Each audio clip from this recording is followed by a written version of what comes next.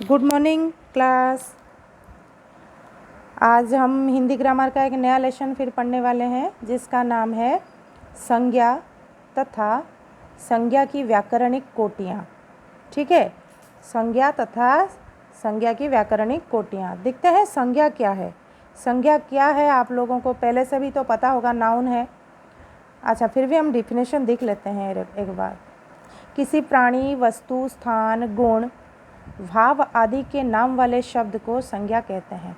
कोई भी प्राणी हो, वस्तु हो, कोई स्थान हो मतलब जगह हो, किसका कुछ गुण हो, कुछ भाव हो, ये आदि के नाम को हम लोग क्या बोलेंगे?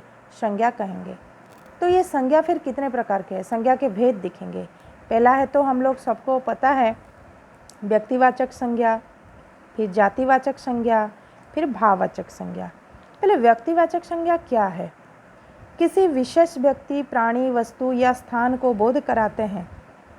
जो संज्ञा शब्द किसी विशेष मतलब कुछ पर्टिकुलर व्यक्ति मतलब कोई पर्टिकुलर इंसान का नाम, कोई पर्सन का नाम हो, कोई प्राणी का नाम हो, कोई वस्तु का नाम हो या फिर कोई स्थान का नाम हो। जैसे कि मैं एग्जाम्पल को पहले नरेंद्र मोदी एक पर्सन का नाम है, रहीम भी एक पर्सन का नाम है, महाभारत एक का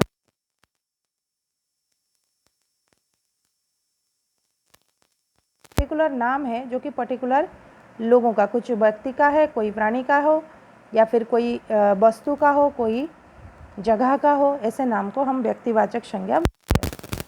फिर आता है जातिवाचक संज्ञा। जातिवाचक संज्ञा क्या है कि वो संज्ञा शब्द जो कि किसी जाति, समूह, पदार्थ आदि को समझाता है, उसको हम लोग बोलेंगे जातिवाचक संज्ञा। मतलब पूरा जाति को समझाएगा। जैसे कि मैं बोलूँगी लोहा एक मेटल है, सोना ये भी, तेल कुछ चीज़ का नाम है, लकड़ी, कक्षा, सेना, भीड़ आदि। ठीक है, ये सब हम जातिवाचक संज्ञा के अंदर आएगा। ठीक है, जो कि पूरा जाति को समझाता हो। ठीक है, फिर आया हमारा भाववाचक संज्ञा। भाववाचक संज्ञा किसे बोलेंगे? ये एक ऐसी संज्ञा है इंग्लिश में जिसको हम लोग ऑब्स्ट्रैक्ट नाउन बोलते हैं। ठीक है, किसी व्यक्ति या वस्तु के गुण, दोष, शील, स्वभाव, धर्म, भाव, अवस्था आदि को जो समझाता है उसको हम बोलेंगे भाववाचक संज्ञा। मतलब भाव को, दोष को, उसका स्वभाव को, उसका धर्म को, उसके क्रोध को। जैसे कि एग्जाम्पल है, क्रोध है, प्रेम है, डर है, अच्छाई, बुढ़ापा, जवानी, ये सब एक एक गुण होता है, या तो दोष होता है, या स्वभाव होता है, या धर्म होता है, या भाव होता है, या भी अवस्था। इसका और एक तो इजी प्रोसेस है आपको जानने की। जैसे कि मैं बोलूँगी प्रेम, इसको सिर्फ हम महसूस कर सकते हैं, ना तो इसको छू सकते हैं, इसको छू नहीं सकते भाववाचक संज्ञा को। इधर जितना भी है देखो, इसको सिर्फ हम महसूस करेंगे। डर को भी हम सिर्फ महसूस करेंगे, क्रोध को भी, अच्छाई को भी, बुढ़ापा को भी, जवानी को भी। ये किसी को हम छू नहीं सकते, ये सिर्फ हम फील करेंगे, जिसको हम भाववाचक संज्ञा बोलते हैं। तो ये भाववाचक संज्ञा की भी कैसे रचना होती है देखते हैं। जातिवाचक संज्ञा से कैसे भाववाचक संज्ञा बोलते हैं। पहले मानव एक जाति है, इंसान के जाति को बोलते हैं मानव जाति जो होता है। तो मानव से क्या आता है? मानवता जो होता है ना, वो इंसानियत होता है। इसको हम छू नहीं सकते, सिर्फ फील करेंगे, है कि नहीं। वैसे चोर से आया चोरी। चोरी को हम छू नहीं सकते लेकिन चोर को छू सकते हैं। चोर इधर क्या है? जातिवाचक संज्ञा। वैसे सर्वनाम से भी हम भाववाचक संज्ञा बना सकते हैं। जैसे कि अहंग से आता है अहंकार, अपना से आता है अपनापन। दिख रहे हो, ये सर्वनाम है। सर्वनाम से भी हम लोग क्या बना सकते हैं? भाववाचक संज्ञा बना सकते हैं, जिसको कि हम छू नहीं सकते। वैसे विशेषण से कैसे बनेगा? मीठा से मिठास, ठंडा से ठंडक। देखो, मिठास और ठंडक को सिर्फ हम महसूस करेंगे, इसको हम टच नहीं कर सकते। तो ये इधर भाववाचक संज्ञा बन रहा है। क्रिया मतलब काम है, कोई भी काम से कैसे बन रहा है देखो। मिलना से आता है मिलावट, हारना से आता है हार। ये सब ऑब्स्ट्रैक्ट नाउन बन रहा है, मतलब हमारा क्या बन रहा है? भाववाचक संज्ञा बन रहा है। तो ये संज्ञा के व्याकरणिक कोटियाँ क्या क्या है? लिंग, वचन और कारक। ये तीनों तो होता ही है। ये भी तीनों को आप लोग बहुत ही बचपन से पढ़ते आ रहे हो। पहले लिंग क्या है मैं बता दूं आप लोगों को। लिंग ना दो प्रकार का होता है, कि पुल्लिंग है, स्त्रीलिंग है। पुल्लिंग किसे बोलेंगे हम? जिन संज्ञा शब्दों से क्या होता है, किसी भी पुरुष जाति का बोध हो उसे हम पुल्लिंग बोलेंगे, जैसे कि मोर, आदमी, शेर आदि। जैसे स्त्रीलिंग मतलब क्या होता है, जो संज्ञा शब्द से हमें उसके स्त्रीलिंग होने का पता चले, स्त्री जाति को बोध कराए, उसको हम स्त्रीलिंग बोल सकते हैं। जैसे कि मोर का इधर था, इधर मोरनी हो गया, इधर औरत हो गया आदमी का, फिर शेर का शेरनी हो गया, इस तरह लिंग। फिर आता है वचन। वचन क्या है? वचन किसको बोलते हैं? जो संज्ञा शब्द से हमें वस्तु का या फिर कोई भी चीज़ों का एक या फिर एक से ज़्यादा होने का पता चले, उसको हम लोग वचन बोलेंगे। अगर एक पता चले तो एक वचन, अगर ज़्यादा का पता चले तो बहुवचन होगा, एक से ज़्यादा अगर हो जाए। जैसे मेज, मेजें, माला, मालाएं, केला, केले, वैसे बहुत सारा होता है। ऐसे कहानी, कहानियाँ, ठीक है, तितली, तितलियाँ, ऐसे बहुत सारा हो सकता है। ठीक है, तो ये तो था लिंग और वचन। फिर हम पढ़ेंगे कारक क्या है। कारक का डेफिनेशन आप लोगों को जानना बहुत ज़रूरी है। संज्ञा या सर्वनाम का वह रूप जिससे वह पता चले कि वाक्य की क्रिया के साथ उस संज्ञा या सर्वनाम का संबंध है, वो कारक कहलाता है। जैसे कि कोई भी संज्ञा या सर्वनाम वह रूप है उसका जिसे पता चल जाता है कि वाक्य में जो क्रिया है उसके साथ उसका क्या संबंध है, क्या रिलेशन है, उसको हम बोलेंगे कारक। ठीक है, कारक भी हमारा नॉर्मली कितने प्रकार का होता है पता है? 8 प्रकार का होता है। 8 प्रकार का कारक का मैं आपको बता रही हूँ। पहला है देखो, कर्ता कारक। कर्ता कारक, फिर कर्म कारक, फिर करण कारक, संप्रदान कारक, उपादान कारक, अधिकरण कारक, फिर आता है हमारा संबंध कारक और आता है संबोधन कारक। इसको मैं समझाती हूँ आप लोगों को। कर्ता कारक को आप कैसे जानोगे? क्योंकि कर्ता कारक में ये लगा होगा हमें, इसका जो कारकीय चिन्ह है ने, से, के द्वारा। ठीक है, कर्ता कारक। जैसे कि मैं आपको एक एग्जाम्पल दे सकती हूँ इधर।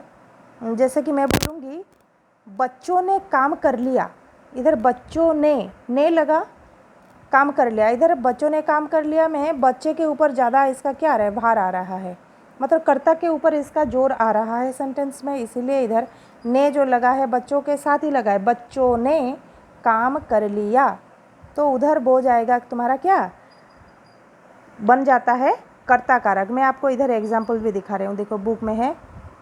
ठीक है, देखो बच्चों ने काम कर लिया, माँ से चला नहीं जाता, इधर देखो ब्लू कलर में है।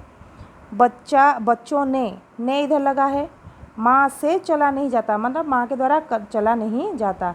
प्रधानमंत्री के द्वारा भाषण दिया गया, इधर के द्वारा। इससे देखो माँ पूजा कर रही है, इधर माँ पूजा कर रही है, माँ तो है ही सब्जेक्ट, मतलब हमारा कर्ता है, इधर दिख रहे हो। फिर रानी ने काम नहीं किया, इधर ने लगा। बीमार से बोला नहीं जाता, से लगा। इस तरह का एग्जाम्पल दिया जाता है, वो है हमारा कर्ता कारक। फिर आता है क्या, कर्म कारक। कर्म कारक में हम लोग को लगाते हैं। ठीक है, जैसे कि वाक्यों के संज्ञा पर या फिर क्रिया का फल का जो प्रभाव पड़ता है उसको हम कर्म कारक बोलेंगे। जैसे देखो लड़कियां गाना गा रही है, इधर कुछ नहीं है, देखो मतलब शून्य, इधर कुछ नहीं है। इधर लेकिन देखो लोगों ने दीवार को गिरा दिया, इधर दीवार को, इधर किसको गिरा दिया कि दीवार को गिरा दिया, मतलब इधर कर्म के ऊपर क्या गिर रहा है हमारा, कर्ता के ऊपर नहीं, कर्मों के ऊपर इधर गिर रहा है। दीवार को, इसका फल का प्रभाव गिर रहा है, जिसके वजह से इधर को यूज तो हुआ ही है। तो इधर से हमें पता चला कि ये वाला जो है कर्म कारक है। वैसे पुलिस ने घर को सील कर दिया, किसको सील कर लिया, घर को। इधर देखो कर्ता के ऊपर नहीं, इधर कर्म के ऊपर हमारा आ रहा है भार, जिसके वजह से इसको क्या बोलेंगे, कर्म कारक हम बोलेंगे। फिर होता है करण कारक। करण कारक में क्या है, शे लगा होता है। ठीक है, से वैसे पता चलेगा वाक्य में, वाक्य की जो क्रिया है वो जिस संज्ञा के लिए घटित होता है, जिस संज्ञा के लिए यूज किया जाता है उसको हम संप्रदान कारक बोलेंगे। जैसे कि एग्जाम्पल देखो, मैं अभी अभी बोली, उसमें क्या लगा होगा, संप्रदान कारक मैं बोल रही हूँ। जैसे कि के लिए और को का यूज किया जाता है। जैसे कि एग्जाम्पल है, इधर देखो, माँ ने गरीबों के लिए खाना बनाया, किसके लिए? गरीबों के लिए। इधर किसी दूसरों के लिए बोला गया है, ये संप्रदान कारक कहा जाता है। ये जो क्रिया जो है जिसके लिए हो रहा है, क्रिया इधर क्या है? खाना बनाना क्रिया है, किसके लिए हो रहा है? गरीबों के लिए हो रहा है। तो इधर गरीबों के लिए, इधर के लिए जो यूज हुआ है इसको हम संप्रदान कारक कहलाएंगे। जैसे कि इधर देखो, सेठ जी ने बच्चों को इनाम दिया। बच्चों को, ये इनाम किसको दिया गया? बच्चों को दिया गया। तो इधर ये है को लगा इधर। वैसे पिताजी ने लोगों को रुपये दिए, दिख रहे हो? इधर रुपये किसको दिया गया है? लोगों को, इसलिए इधर भी यूज किया गया। इसको हम संप्रदान कारक कहेंगे। मैं आपको करण कारक फिर बोलना चाहती हूँ। करण कारक से यूज हो रहा है, हमारा से लगता है उसमें, हम जानेंगे। मतलब है इसका वाक्यों में क्रिया जो पूरी करने के लिए जिस माध्यम का यूज किया जाता है उसको हम बोलेंगे करण कारक। देखो ऐसे कि उसमें यूज होता है से। बच्चे ने चम्मच से दूध पिया। किसे दूध पिया? चम्मच से, मतलब ये एक माध्यम है चम्मच से, चम्मच से दूध पिया। उसने साबुन से कपड़े धोए, साबुन से। उसने चाकू से फल काटे, से यूज हुआ। तो ये जितना भी से यूज हुआ हम लोग उसको क्या बोलेंगे? करण कारक बोलेंगे। फिर नेक्स्ट आता है हमारा क्या? अपादान कारक। अपादान कारक में से यूज होता है, जिसका होता है अलग होने के अर्थ में यूज किया जाता है। जैसे कि मैं बोलूँगी से तो यूज होगा ही। पहले देखो, पेड़ से पत्ते गिर रहे हैं, इधर पेड़ से पत्ते गिर रहे हैं। पत्ते अगर एक बार गिर जाएगा तो पेड़ में और एक बार नहीं चिपकेगा, मतलब ये अलग होने के अर्थ पे लग रहा है। से इधर इस तरह का यूज किया जाएगा।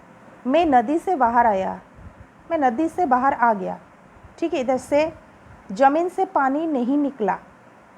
बच्चा ट्रेन से नीचे गिर गया।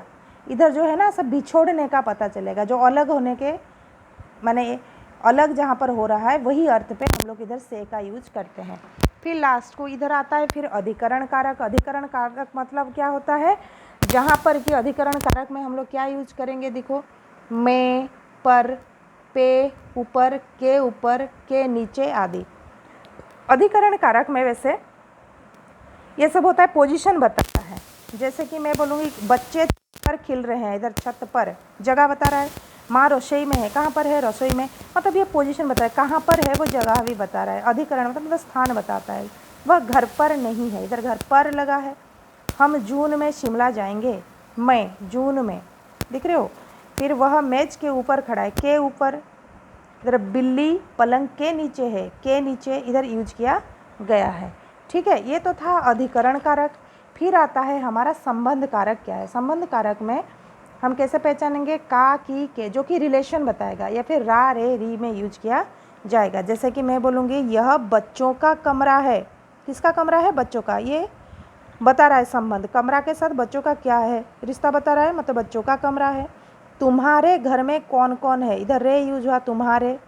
फिर उसने सोने की चेन खरीदी। किसकी? सोने की। मेरी बहन लंदन से आई है, मेरी। ये सब जो है ना ये बता रहा है, संबंध बता रहा है, किसके साथ क्या है, किसका संबंध है वो बता रहा है। मतलब इधर जो है संज्ञा शब्द का या सर्वनाम शब्द का दूसरे के साथ क्या संबंध है बता रहा है, तो वो है संबंध कारक। लास्ट को आता है संबोधन कारक। संबोधन कारक में क्या यूज होता है? हे, रे, अरे, ओ, मतलब हम जिसको बुलाते हैं, कैसे करके बुलाते हैं वैसे? हे राम, मैं कब ठीक हूँगा। ए लड़के, यहाँ आओ। अरे भाई, मेरी मदद करो। हे भगवान, मेरी रक्षा करो। इधर देखो, ये सब क्या है? संबोधन कर रहे हैं हम। हे राम करके, ए लड़के, अरे भाई, हे भगवान, ऐसे करके हम लोग यूज कर रहे हैं ना। तो ये सब है हमारा संबोधन कारक, ठीक है। तो संबोधन कारक कैसे करके हम पहचानेंगे? जब हम संबोधित करते हैं, कोई संज्ञा के पहले ही ये यूज किया जाता है, तब जाके हम इसको संबोधन कारक कहेंगे, ठीक है। आप लोगों को आशा है अच्छी तरह से समझ में आया होगा ये चैप्टर। ये वीडियो को थोड़ा अच्छे से बार बार दिखना और उसके साथ इसको समझने की कोशिश करना, और ये नोट्स को थोड़ा लिख भी लेना कॉपी पे, ठीक है। इसका एक्सरसाइज में नेक्स्ट भेजूँगी आपको। बाय।